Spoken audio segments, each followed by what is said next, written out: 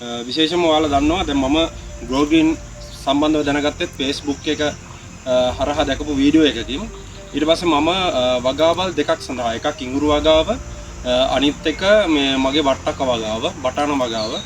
බටාන වගාව සඳහා මම Grow Green කියන දියර පොහොරයක අපේ ප්‍රදේශයේ සම්බන්ධ වෙන්න මේ නිලධාරියා හරහා සම්බන්ධ වෙලා මම Grow Green කියන දියර පොහොරගේ ප්‍රොඩක්ට්ස් ටික ෆස්ට් වන් ඊට පස්සේ Grow Green නෝස් එක ඊට පස්සේ Grow Green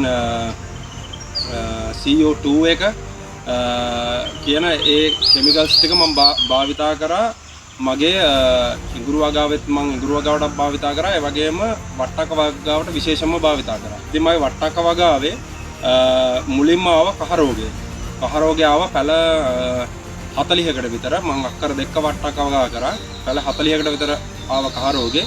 ඊට පස්සේ මේ මහත්තයා සම්බන්ධ වෙච්ච මහත්තයා මට හරියටම උපදෙස් දුන්නා කොහොමද මේ Grow Green පාවිච්චි කරලා ඉවරලා මේක මඩ පවත්වාගෙන ඒ හැදිච්ච පැලෙනුත් කොහොමද මේ අස්වැන්නක් ගන්න කියලා. ඒ අනුව ඇත්තටම සාර්ථක අස්වැන්නක් මට ලබා ගැනීමට හැකි වුණා. මම විශේෂයෙන්ම Grow Green OS එක සහ CO2 එක Grow Green Plus එක සහ First One එක. ඒ හතර තමයි මම භාවිතා කරේ. ඉතින් ඒ හතරෙන් මට හිතුවට වඩා හොඳ අස්වැන්නක් ගන්න පුළුවන් වුණා.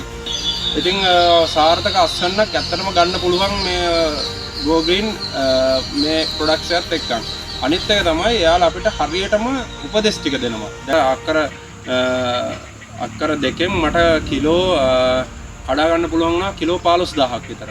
සාමාන්‍ය එයාලා කියන්නේ කිලෝ 12000ක් කියලා. ඉතින් කිලෝ 15000ක් විතර මට කඩා ගන්න පුළුවන් වුණේ Grow Green කියන ප්‍රොඩක්ට්ස් එකත් එක්ක.